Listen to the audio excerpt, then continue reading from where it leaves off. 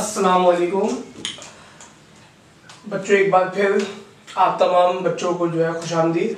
और आज का जो केमिस्ट्री का जो हमारा टॉपिक है वो है न्यूट्रलाइजेशन। जो न्यूट्रलाइजेशन बेसिकली केमिस्ट्री के अंदर जब आप बात कर रहे होते हो तो न्यूट्रलाइजेशन बेसिकली एक ऐसा रिएक्शन है जो अगर आपने मेरी लास्ट वीडियो देखी हो तो बहुत से बच्चे समझ गए होंगे कि neutralisation reaction is a type of double displacement reaction. इससे पहले वाली जो मेरी वीडियो थी उसके अंदर मैंने आपको डबल डिस्प्लेसमेंट रिएक्शन बताया था कि मिसाल के तौर पे डबल डिस्प्लेसमेंट का मतलब यह है, मैं आपको थोड़ी सी एग्जांपल देता हूं दोबारा ताकि आप लोग जो है वो दोबारा समझ जाए कि डबल डिस्प्लेसमेंट होता क्या है। मिसाल के तौर पे ये ए बी है प्लस ये है सी डी, ये हम कर देते हैं C D to give double displacement में होगा क्या कि ये A जो है वो C के साथ कंबाइन हो जाएगा प्लस और ये जो D है ये B के साथ कंबाइन हो जाएगा, तो क्या बन जाएगा BD। क्योंकि डिस्प्लेसमेंट दो जगह मतलब एक ही टाइम पर साइमल्टेनियसली जो है वो दो एटम्स की हुई है, तो लिहाजा इसको हम क्या बोलते हैं, डबल डिस्प्लेसमेंट रिएक्शन। और जो न्यूट्रलाइजेशन है वो डबल डिस्प्लेसमेंट रिएक्शन की टाइप है। सबसे पहले तो न्यूट्रलाइजेशन समझ लेते हैं। एक चीज तो आपको समझ में आ गई कि what is neutralisation. Neutralisation is a type of double displacement reaction and what is double displacement reaction वो भी आपको समझ में आ चुका है। न्यूट्रलाइजेशन समझने के लिए, न्यूट्रलाइजेशन को पढ़ने के लिए आपको सबसे मेन चीज जो पता होनी चाहिए वो दो चीज है। एक तो आपके पास एसिड जो ये लिखा और दूसरा आपके पास बेस। इंशाल्लाह अब जो मेरी वीडियो आएगी वो मैं एसिड बेस और सॉल्ट के ऊपर ही बनाऊंगा, क्योंकि हमारा जो ये वीक चल रहा है इस वीक में हम तमाम जो है बेसिक कॉन्सेप्ट स्टडी कर रहे हैं related to acid bases and salt chemistry. तो सबसे पहले एसिड क्या होता है, अभी आज की वीडियो के अंदर आप सिर्फ एसिड को इतना समझ लीजिए कि एसिड जो होते हैं वो कंपाउंड्स होते हैं जिनके पास H प्लस आइंस होते हैं। और ये जो है अर्हीनियस का कॉन्सेप्ट है। अर्हीनियस का क्या कॉन्सेप्ट है वो भी हम अपकमिंग वीडियोस में आपको बताएंगे।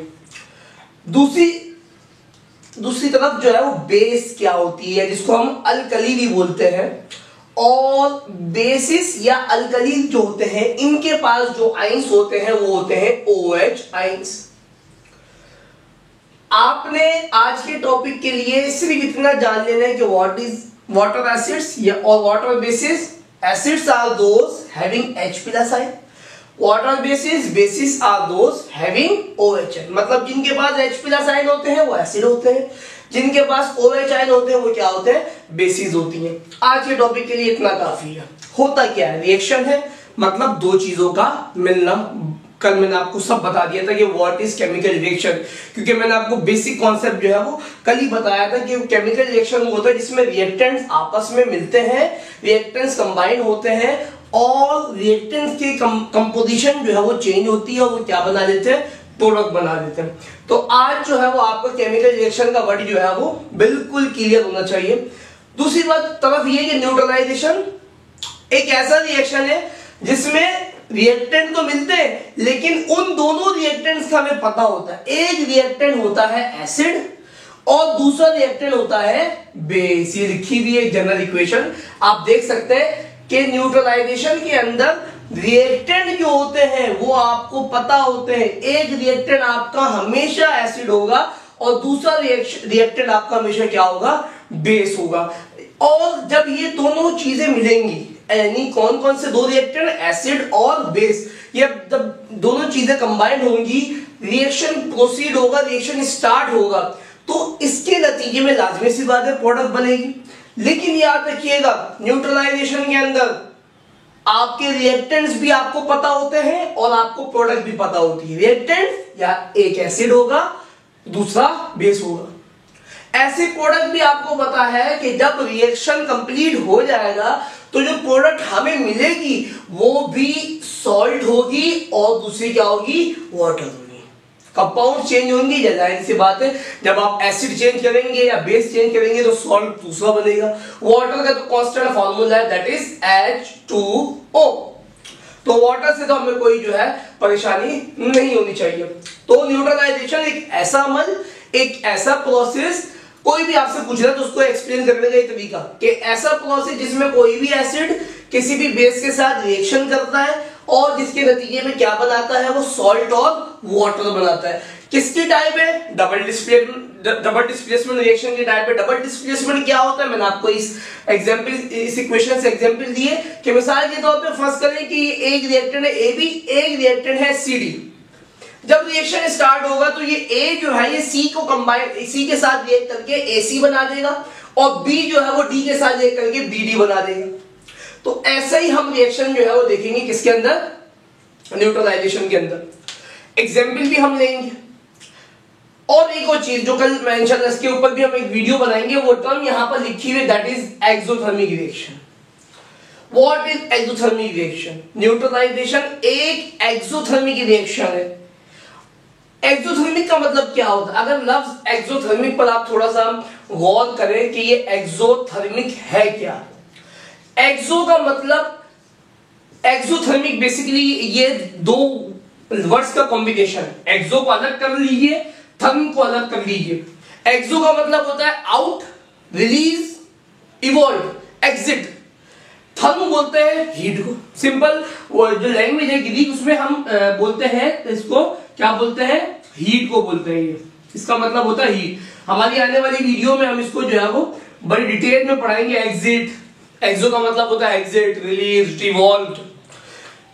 मतलब ऐसा रिएक्शन जिसमें से हीट इवॉल्व हुए, हीट निकले, ऐसा रिएक्शन क्या होता है? एक्सोथर्मिक होता है। तो न्यूट्रलाइजेशन एक्सोथर्मिक पर इंशाल्लाह आने वाली वीडियोस में बड़ी डिटेल में बात करने वाले हम। तो लिहाजा आज से इतना समझ लीजिए कि एक्सोथर्मिक होता क्या है? ऐसा रिएक्शन जिसमें से हीट निकलती है, और हीट जब निकलती है तो ऐसे रिएक्शन में जो डेल्टा एच, अभी डेल्टा एच क्या होता है? ये इंथैल्पी चेंज होता है, ये भी हम आपको उसी वक्त बताएंगे। बस इतना याद रखिए कि जो डेल्टा एच की वैल्यू होती है वो एक्सोथर्मिक रिएक्शन में क्या होती है? नेगेटिव होती है। क्या होती है? नेगेटिव होती है।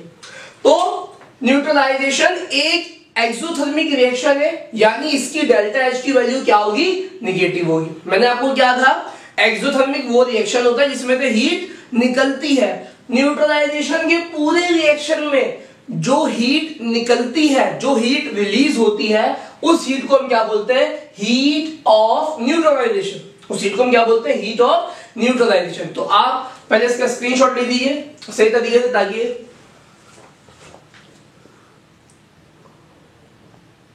ओके। तो यहां ये हम जो है रफ कर देते हैं। अब हम बात करेंगे एग्जांपल्स की कि what are the examples of neutralisation reaction.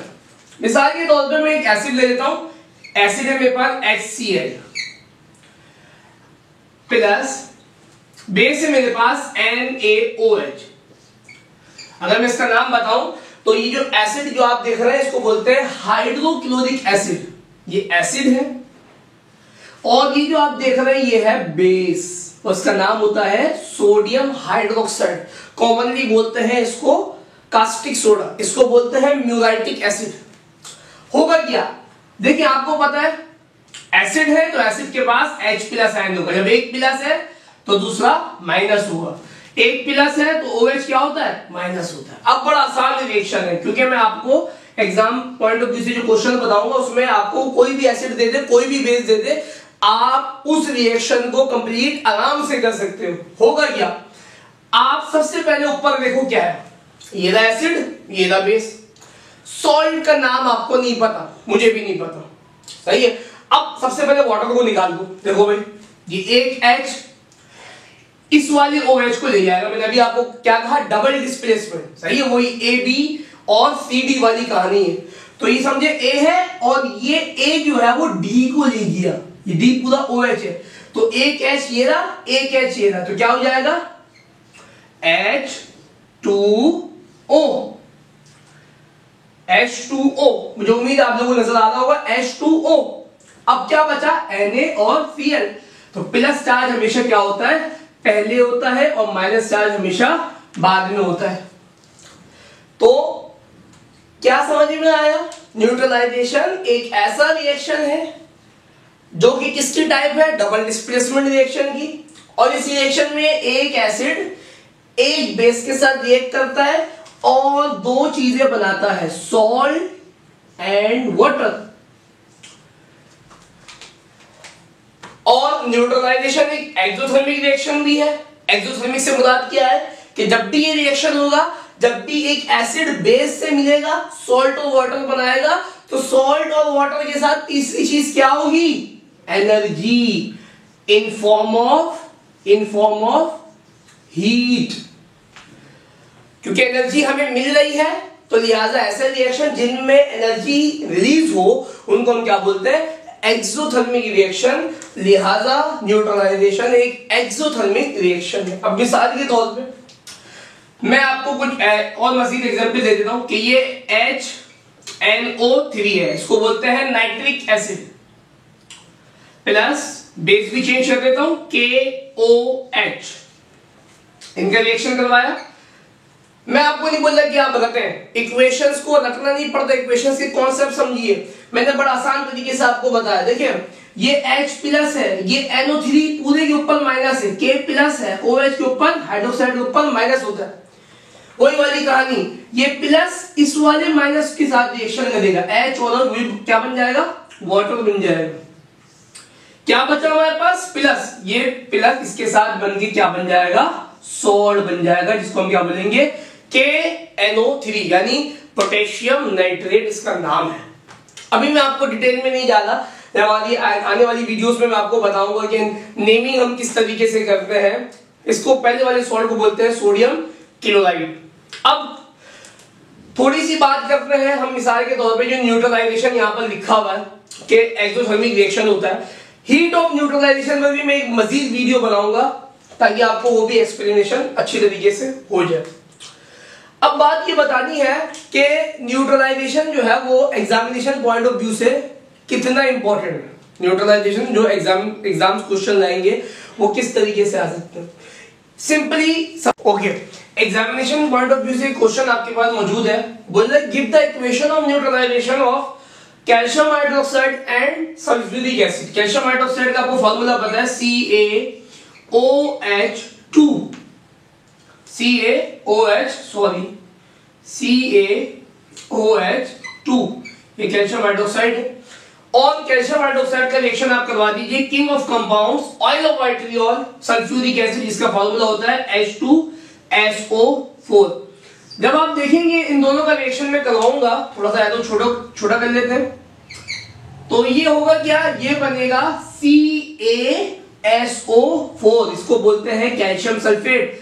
ये एक सॉल्ट है, सॉल्ट के ऊपर अगली वीडियो में इंशाल्लाह बड़ी डिटेल में बात करने वाले। सॉल्ट वैसे एक आयोनिक कंपाउंड होता है, और आयोनिक कंपाउंड की पहचान ये होती है, पहली बात तो उसमें आयोनिक बॉन्ड होता है। अब आयोनिक बॉन्ड क्या होता है इसको भी हमें अलग से बताना पड़ेगा, लेकिन याद रखिएगा ये कैल्शियम सल्फेट है, जो भी सॉल्ट होता है उसका एक एंड पॉजिटिव होता है और एक एंड माइनस नेगेटिव होता है।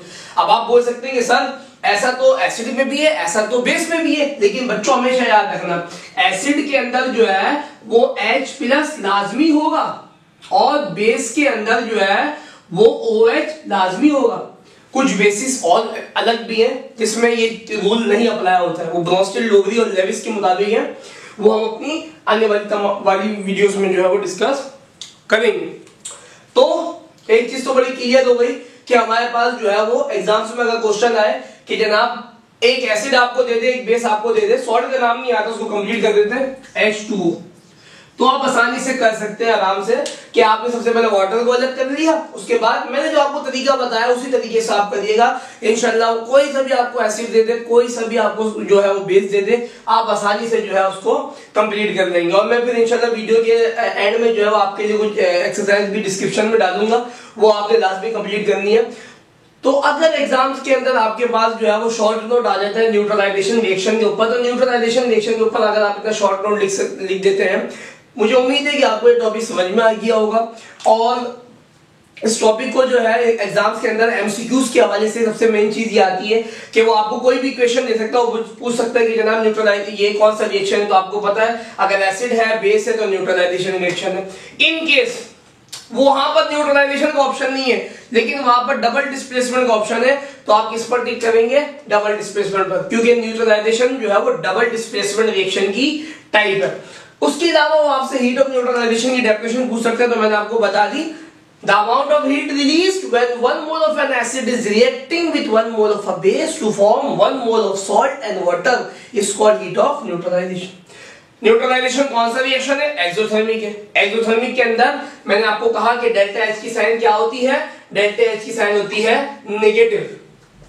तो ये आपके पास जो है आज की वीडियो थी, जिसमें मैं उम्मीद करता हूं आपको न्यूट्रलाइजेशन जो है बहुत अच्छे तरीके समझ में आ गई होगी। किसी भी लेवल पे आपसे न्यूट्रलाइजेशन पूछी है, अगर सेकेंड लेवल तक आपसे पूछी जा रही है, तो इतना अगर आप जानते हैं, आपका इतना कॉन्सेप्ट क्लियर है, तो मुझे उम्मीद है कि आपसे किसी भी किस्म का सवाल एग्जामिनर आपका कर ले, आप उसको जवाब देने के अहल होंगे। मैं नेक्स्ट वीडियो के लिए इंतजार करिएगा। जब तक के लिए अपना बहुत ख्याल रखिएगा। अल्लाह हाफिज़।